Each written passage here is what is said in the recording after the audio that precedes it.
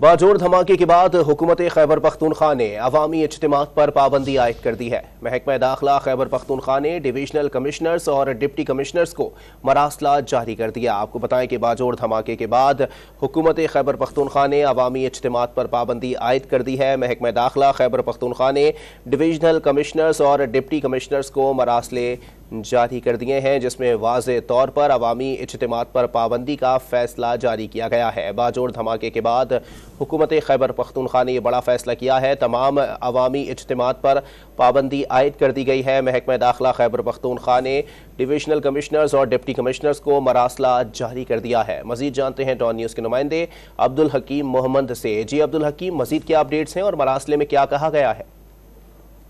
बिल्कुल, खैबर पख्तूनख्वा हुकूमत ने अवामी इज्तिमात पर पाबंदी आयद कर दी है और इस ज़िमन में महकमा दाखिला खैबर पख्तूनख्वा ने मरासला तमाम सूबे के डिप्टी कमिश्नर्स और कमिश्नर्स को मरासला जारी कर दिया गया है। मरासला में कहा गया है कि पेशगी इजाज़त लिए बगैर किसी भी अवामी इज्तिमा की इजाज़त ना दी जाए और इसके अलावा जो जलसे जुलूस है उसकी भी इजाज़त के बगैर इजाज़त ना दी जाए।